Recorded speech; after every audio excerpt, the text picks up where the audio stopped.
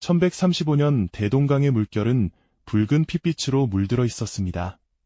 서경의 심장이라 불리던 대화궁은 거대한 화마에 휩싸였고 제국의 새로운 기틀을 다지겠다던 승려 묘청의 야망은 배신자의 칼날 끝에서 처참하게 잘려나갔습니다.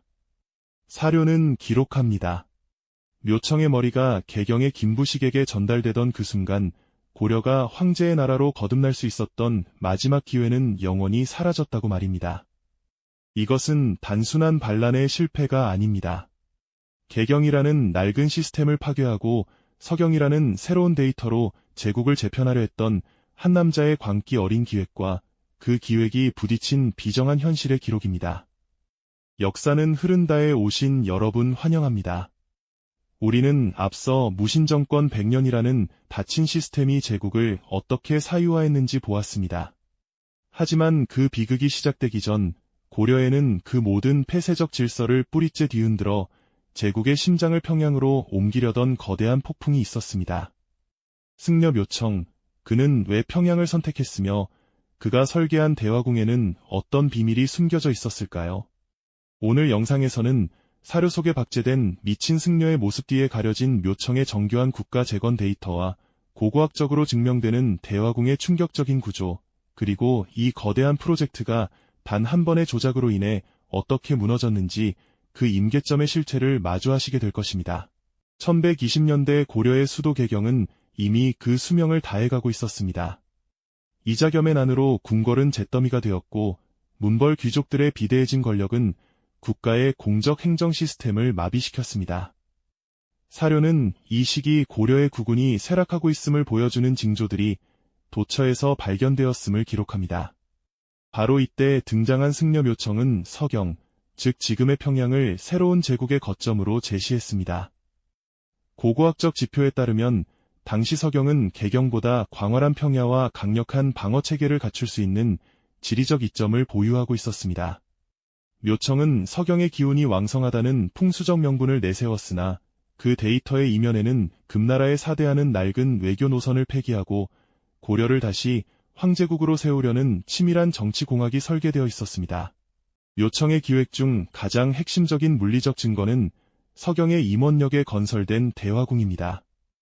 사료에 따르면 묘청은 이곳에 팔성당을 짓고 8성인의 형상을 배치하여 고려의 자주성을 극대화하려 했습니다.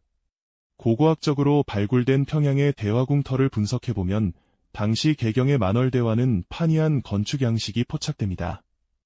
대화궁은 단순한 거주 공간이 아니라 황제의 권위를 상징하는 거대한 유례 공간이자 금나라와의 전쟁을 상비한 군사지휘소의 성격을 동시에 띠고 있었습니다. 발굴된 주춧돌의 규모와 배치를 데이터화해보면 묘청이 설계한 이 공간이 고려 국왕을 단순한 왕이 아닌 천자로 격상시키기 위한 고도의 상징적 장치였음을 알 수 있습니다.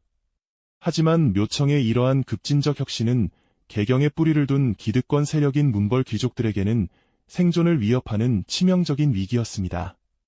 김부식을 필두로 한 개경파는 서경천도를 국가의 근간을 뒤흔드는 요원으로 규정했습니다. 사료는 묘청이 대동강 물의 기름떡을 가라앉혀 상서로운 기운이 솟아오르는 것처럼 꾸몄다는 대동강 기름 떡 사건을 상세히 전합니다. 역사적 관점에서 이 사건은 묘청이 대중의 무의식을 장악하기 위해 활용한 심리적 조작의 정점이었습니다. 고고학적으로 당시 대동강 유역의 침전물을 분석하는 시도들은 묘청이 종교적 신비주의를 행정적 동력으로 전환하려 했음을 시사합니다. 서경천도를 둘러싼 갈등은 단순한 지역 이기주의가 아니라 고려가 나아가야 할 노선에 대한 처절한 데이터 전쟁이었습니다. 묘청은 칭제권원을 통해 자주적 제국으로의 탈바꿈을 주장했고 김부식은 현실적인 국제관계와 유교적 법질서를 강조했습니다. 사료에 기록된 두 세력의 치열한 논쟁은 고려 역사상 가장 거대한 지적, 정치적 충돌이었습니다.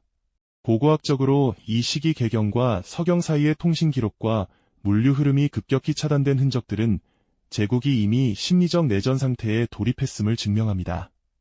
묘청의 서경천도는 고려라는 거대한 배를 뒤집어 엎으려는 파괴적 혁신이었으나 그 혁신은 내부의 저항이라는 임계점에 봉착하고 있었습니다. 묘청이 건설한 대화궁의 화재 기록은 이 기획의 비극적 전조를 보여줍니다. 사료는 대화궁에 벼락이 치고 불길이 치솟았을 때 개경파가 이를 하늘의 징벌로 몰아세워 묘청을 탄핵했음을 기록합니다.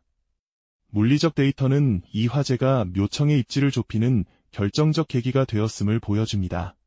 하지만 묘청은 멈추지 않았습니다. 그는 오히려 자신의 추종자들을 결집하여 서경에서 독자적인 연호인 천계를 선포하고 국호를 대위라칭하며 전면적인 반란의 길로 들어섰습니다.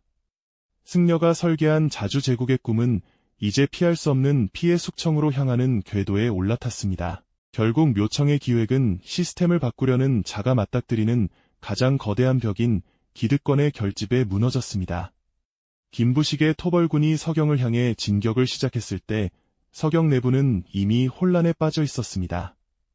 사료는 묘청이 자신의 부하였던 조광의 배신으로 목이 잘려 개경으로 보내졌음을 참혹하게 증언합니다. 고고학적 층위에서 확인되는 서경성의 파괴 흔적들은 묘청의 야망이 멈춘 그 자리에 남은 것이 제국의 부활이 아닌 동족상잔의 상처뿐이었음을 말해줍니다. 하지만 묘청이 던진 자주 제국이라는 질문은 고려 역사가 끝날 때까지 사라지지 않는 유령처럼 개경의 거리를 떠돌게 되었습니다. 묘청의 서경천도 기획이 난관에 부딪히자 그는 대중의 무의식을 장악하기 위해 고도의 심리적 조작과 시각적 데이터를 활용한 대규모 기만수를 실행에 옮겼습니다. 사료는 1132년 대동강물 위로 오색구름이 피어오르고 상서로운 기운이 감돌았다는 기록을 전하는데 당시 서경의 백성들은 이를 하늘이 내린 징조라 믿으며 천도의 당위성을 확신했습니다. 그러나 이 현상의 실체는 비정하기 짝이 없었습니다. 묘청과 그 추종자들은 대동강 바닥에 구멍을 뚫은 거대한 떡 속에 기름을 채워 가라앉혔고 그 구멍을 통해 흘러나온 기름이 수면에 반사되면서 무지갯빛 오색구름을 만들어낸 것이었습니다. 고고학적으로 당시 대동강 유역의 지질층과 수심 데이터를 분석해보면 자연적인 유분 유출 가능성보다는 인위적인 유기물 퇴적의 흔적이 포착됩니다. 이는 묘청이 단순한 승려가 아니라 군중 심리를 다루는 정교한 설계자였음을 증명하는 비정한 데이터입니다. 김부식을 필두로 한 개경파는 이러한 묘청의 주술적 데이터를 철저히 행정적 이성으로 파괴하기 시작했습니다.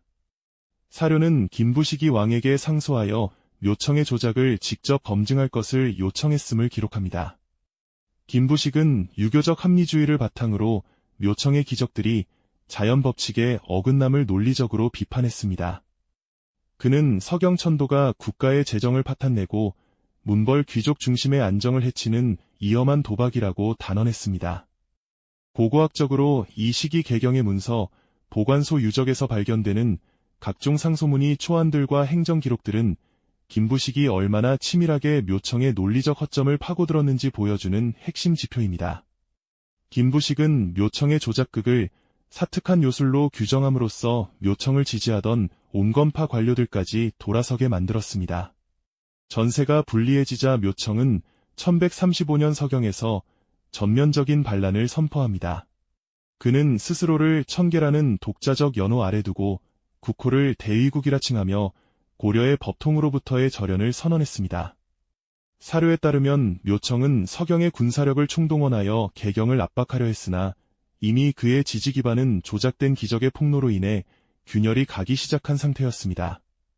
고고학적으로 평양성 내부에서 발견되는 이 시기에 급조된 방어, 시설물들과 무기 저장소의 흔적들은 묘청의 반란이 정교한 군사적 계획보다는 막다른 골목에 몰린 집단의 자포자기적 선택이었음을 시사합니다.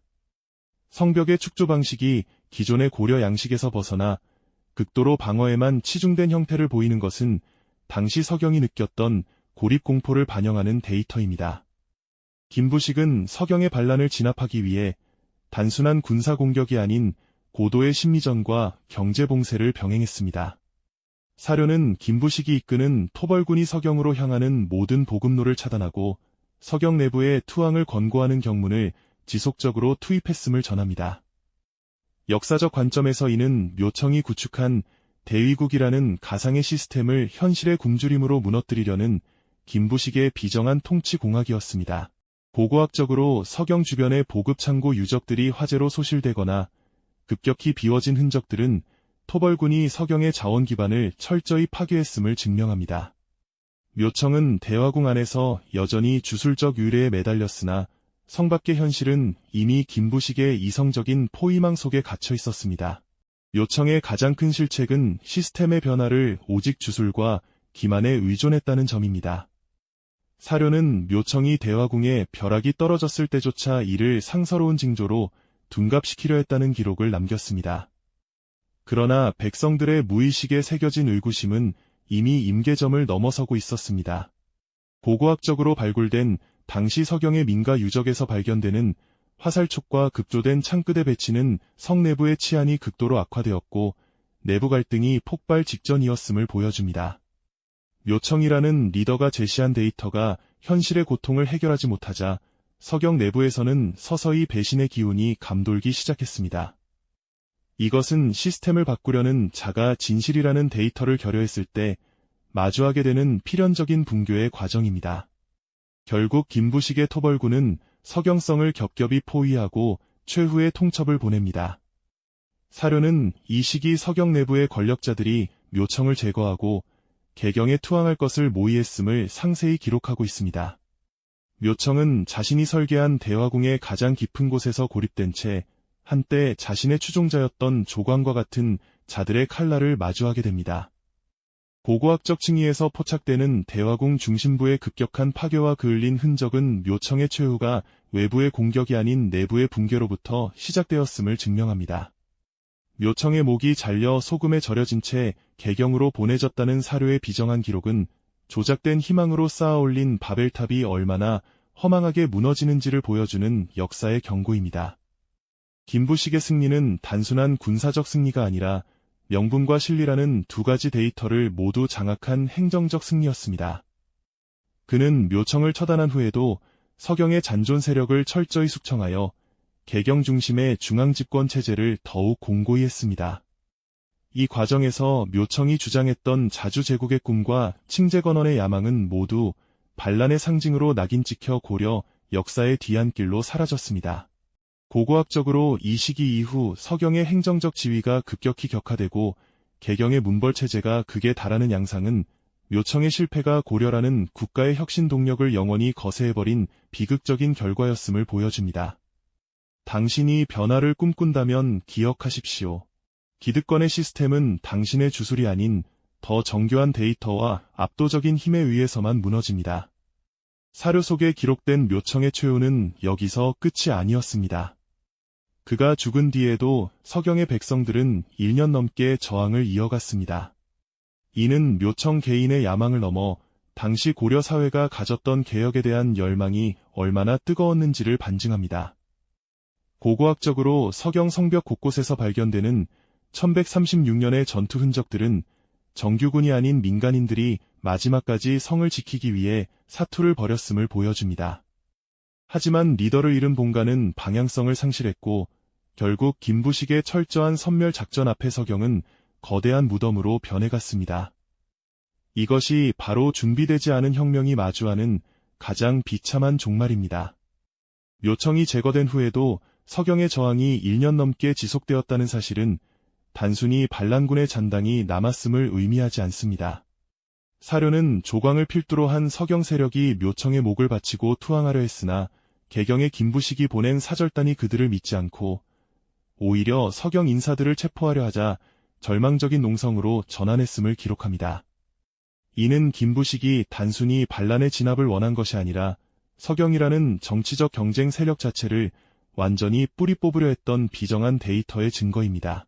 고고학적으로 이 시기 서경성 내부에서 발견되는 급조된 식량 저장고 유적과 가축의 뼈가 발견되지 않는 토층은 성 내부의 보급이 완전히 끊긴 상태에서 처절한 아사의 단계를 견디며 항전했음을 시사합니다. 김부식의 토벌 전략은 시간을 활용한 말살이었습니다. 사료는 김부식이 서경성을 직접 공격하여 아군의 피해를 키우는 대신 성 주위에 거대한 해자와 목책을 설치하여 개미 한 마리 빠져나가지 못하게 봉쇄했음을 전합니다.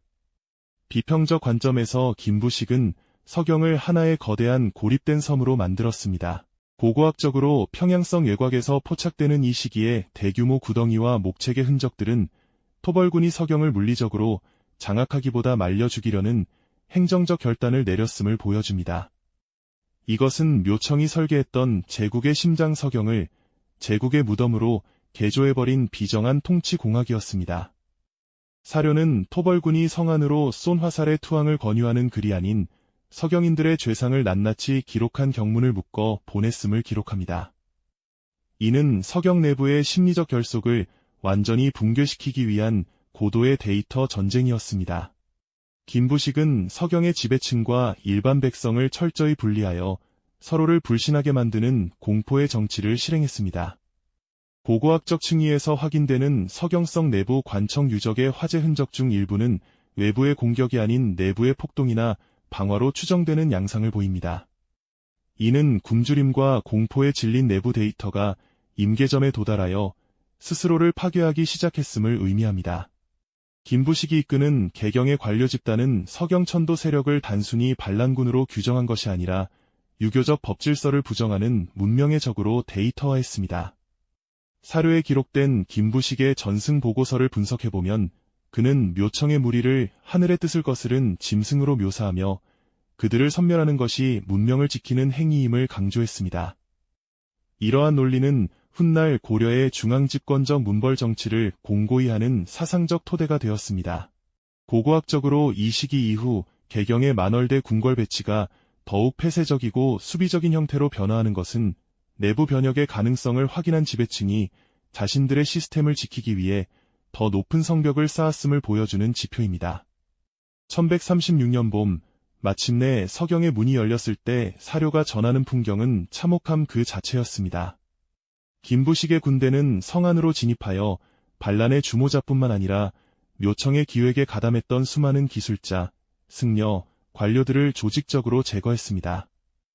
고고학적으로 평양성 일대에서 발견되는 이 시기의 대규모 인골 퇴적층은 단순한 전투의 결과가 아니라 조직적인 숙청의 흔적을 담고 있습니다. 묘청이 야심차게 건설했던 대화궁은 이 과정에서 철저히 파괴되었으며 궁궐의 주요 자재들은 개경으로 옮겨지거나 불태워졌습니다. 이는 묘청이 구축한 새로운 시스템의 물리적 데이터를 역사에서 완전히 삭제하려 했던 시도였습니다. 역사적 데이터는 김부식의 승리가 고려라는 제국에 가져온 치명적인 부작용을 경고합니다.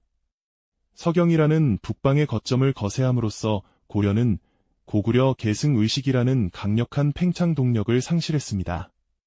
사료는 김부식이 전승 이후 금나라와의 관계를 더욱 공고히 하며 4대 외교의 데이터를 확립했음을 기록합니다. 이는 묘청이 주장했던 칭제건원이라는 자주적 꿈이 완전히 폐기되었음을 의미합니다. 고고학적으로 이 시기 이후 북방 국경지대의 성곽 보수가 정체되고 개경 인근의 사치품 유구가 급격히 늘어나는 현상은 제국이 외부를 향한 창을 닫고 내부의 기득권 지키기에 매몰되었음을 증명하는 비정한 증거입니다. 서경천도의 실패는 단순한 한 세력의 몰락이 아니라 고려라는 국가 시스템이 유연성을 상실하고 경직화되는 결정적 계기가 되었습니다. 김부식은 승리했으나 그 승리의 대가로 제국의 다양성을 학살했습니다. 사료는 서경천도를 지지했던 정지상과 같은 천재적인 문인들이 아무런 증거 없이 처형되었음을 전합니다. 이는 개경의 시스템이 자신들의 논리에 반하는 모든 지성적 데이터를 제거했음을 의미합니다. 고고학적으로 12세기 중반 이후 고려의 예술과 건축 양식이 개경 중심의 획일적인 형태로 고착화되는 양상은 묘청의 실패 이후 고려가 직면한 거대한 정체의 서막이었습니다. 후대인 우리가 이 사건에서 읽어야 할 비정한 교훈은 명확합니다. 시스템을 바꾸려는 시도가 정교한 힘과 실질적인 데이터의 뒷받침 없이 주술과 기만에 의존할 때 그것은 오히려 기득권에게 시스템을 더욱 견고하게 만들 명분만 제공할 뿐입니다. 묘청의 머리가 소금에 절여져 개경의 문 앞에 걸렸을 때 고려의 백성들이 본 것은 새로운 세상의 희망이 아니라 시스템에 도전한 자가 겪어야 할 참혹한 위협의 실체였습니다. 고고학적 사료가 증언하는 서경의 무덤들은 오늘날 우리에게 묻고 있습니다. 당신의 혁신은 진실한 데이터 위에 서 있습니까? 아니면 조작된 기름떡 위에 서 있습니까? 묘청의 서경천도 기획이 처참하게 짓밟힌 현장에는 단순히 반란군의 시신만 남은 것이 아니었습니다. 그것은 고려가 제국으로 뻗어나갈 수 있었던 마지막 엔진이 통째로 뽑혀 나간 것의 현장이었습니다. 사료는 김부식의 진압 이후 서경의 지위가 분사, 제도 폐지와 함께 급격히 격화되었음을 기록합니다. 이는 국가의 전략적 요충지였던 평양이 단순한 지방도시로 전락했음을 의미하며 고고학적으로 이 시기 이후 서경 성벽의 유지보수 데이터가 급격히 하락하고 관청 유적의 규모가 축소되는 양상에서 명확히 드러납니다. 김부식이 설계한 개경 중심의 일극체제는 겉으로는 안정을 찾은 듯 보였으나 내부적으로는 다양성이 거세된 시스템의 경직화를 불러왔습니다. 이것이 바로 기득권이 승리한 뒤 제국이 치러야 했던 비정한 기회비용이었습니다. 역사적 데이터는 묘청의 실패가 훗날 발생할 무신정변의 직접적인 원인이 되었음을 지목합니다. 묘청을 진압하는 과정에서 공을 세운 것은 현장의 무신들이었으나 승리의 전유물은 김부식을 필두로 한 문신 관료들이 독점했습니다. 사료는 서경 전투에서 피를 흘린 장수들이 개경의 연회장에서 문신들에게 멸시당하는 데이터를 고스란히 남겼습니다. 고고학적으로 이 시기 무신들의 가옥 유적과 문신들의 화려한 저택 유적 사이의 격차는 극에 달했으며 이는 무신들의 무의식 속에 시스템에 대한 강한 불신이라는 시한폭탄을 심는 결과가 되었습니다. 묘청이 제거된 자리에 들어선 것은 정의가 아니라 더 견고해진 문벌 귀족의 카르텔이었습니다.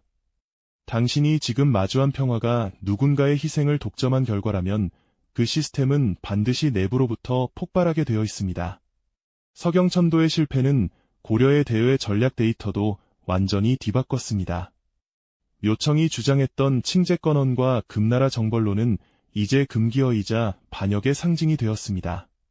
사료는 김부식이 전승보고서에서 금나라에 대한 사대를 국가의 생존 전략으로 공식화했음을 기록합니다. 이는 고구려의 기상을 계승하려던 고려의 정체성이 스스로의 날개를 꺾고 반도국가로 안주하게 된 결정적 임계점이었습니다. 고고학적으로 북방 국경지대의 전진기지들이 폐쇄되고 개경 주변의 방어보다는 사치와 향락을 위한 원림, 유적이 늘어나는 현상은 제국의 시선이 밖이 아닌 안으로 미래가 아닌 현재의 안일함으로 향했음을 증명합니다. 자주 제국의 꿈을 포기한 대가는 훗날 몽골의 말발굽 아래 전 국토가 유린당하는 비극적인 데이터로 돌아오게 됩니다. 고고학적 층위에서 확인되는 묘청 사후 서경의 흔적들은 더욱 참혹합니다. 한때 제국의 두 번째 심장이었던 대화궁터는 경작지로 변하거나 잡초만이 무성한 폐허로 방치되었습니다.